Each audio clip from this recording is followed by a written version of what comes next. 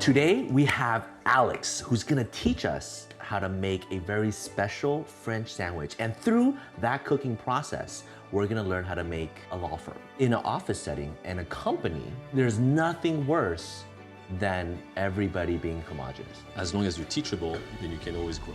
Being able to pick up a call well will make you a better father. How? You'll find out. The whole point of this series and this show is so that I can teach Alex, I could teach Galen, I could teach Gun how to make the firm better. Because if I could teach you guys how to make a good firm, then anybody can learn. Please, take it away, show us how to make this masterful dish.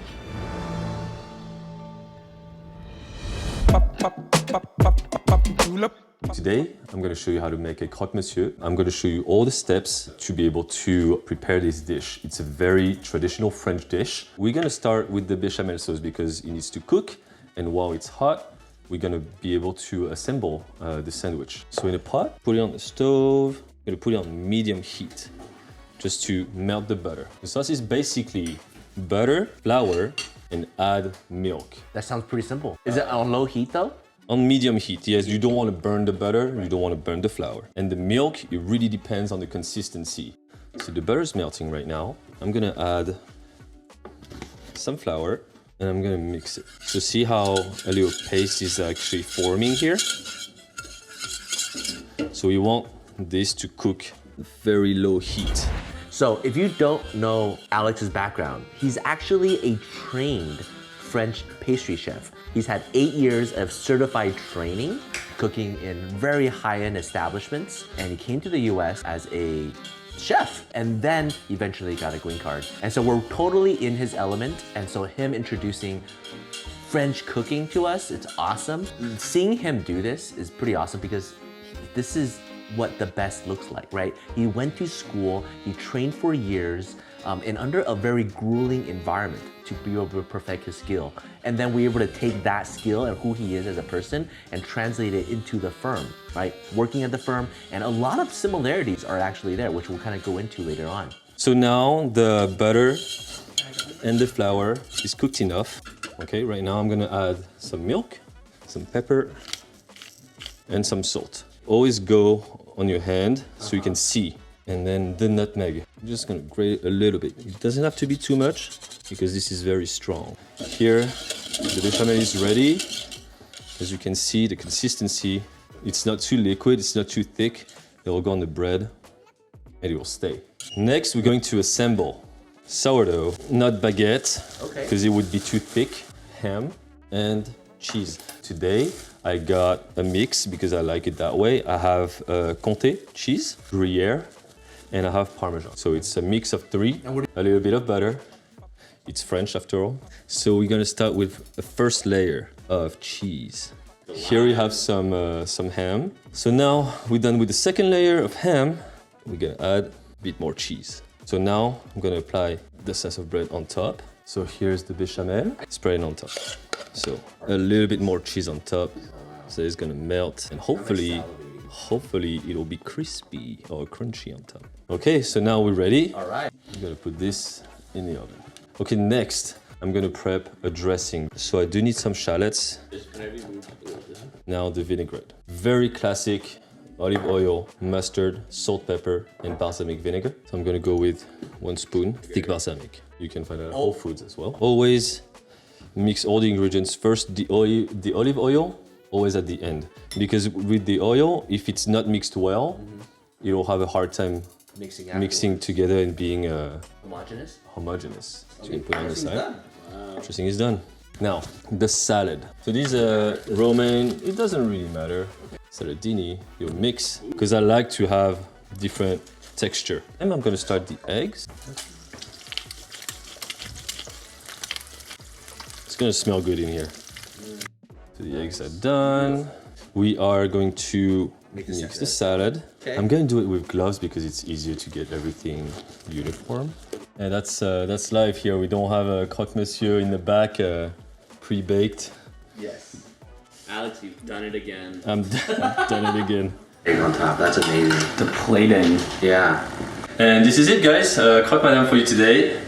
Wow. What I love about this is the layers of flavor that keeps on pouring in.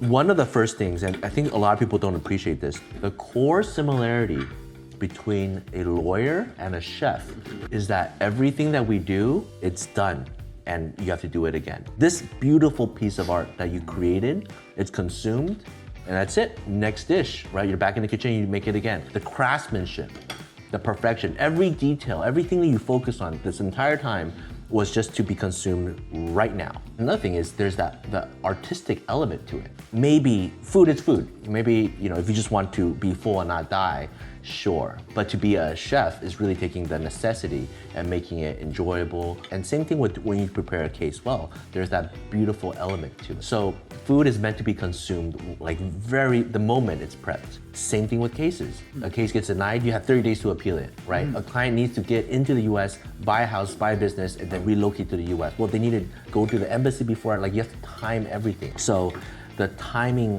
factor is very much a part of both professions. And just learning about your experience in the culinary art school, and I really like how they train you on everything and then they perfect you at one thing. That's what we do at our firm too. I really want everybody to know everything. Do what you're good at. Like maybe you're amazing at business plans and you're gonna focus in on that, just like a sauce. Okay, great. Find that specialty, do that, but you still understand the entire process. From the invoicing, the negotiation, the talking to first-time customers, filing, preparing for a request for evidence before it comes. So learning that entire spectrum. Because it helps you work together too. It's like, I don't work on many cases, but even working on that, like reading all the cases and stuff like that, now when I go to make a video, I have some context to what's going on. And that's the whole point of this show, really. I mean, so much of it is when you're good at one thing, that skill is transferable to everything else. And so because you were an excellent chef before, and I know that as a fact, you will do well in the office. In an office setting and a company, there's nothing worse than everybody being homogenous. If you're just really strong lawyers, then it's just like this dish, except it's just bread. To build up a firm,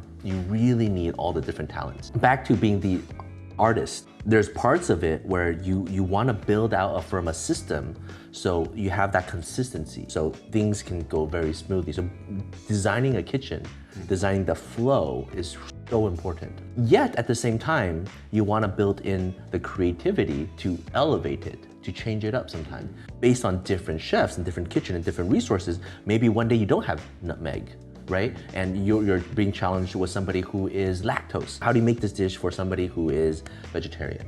So you have to be able to be creative on the spot to make a different dish for that client, for that case. Creating a dish is not really hard. The hardest part is to make it doable. So it has to be easy enough so that everybody can do it. The training is very important so that if you get sick. Now here, you have very clear, simple recipes, step by step. Train your staff. And the staff train the new staff.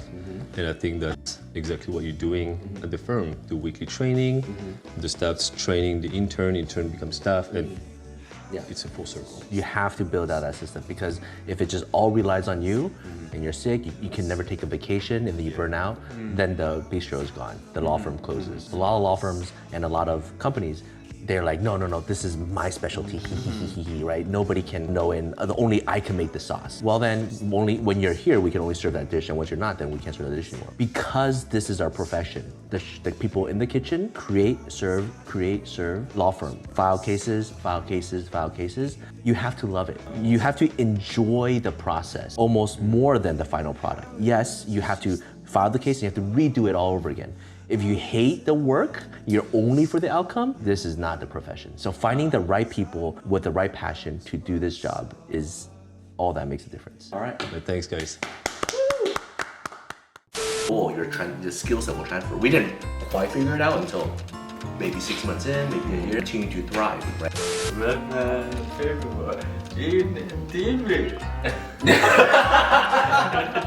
We could talk about cheese all day. Really? That's how you know somebody's really passionate. They could say like, I could talk about this all day. I cannot. I don't even know what questions to ask to talk about cheese for all day. Yeah, right?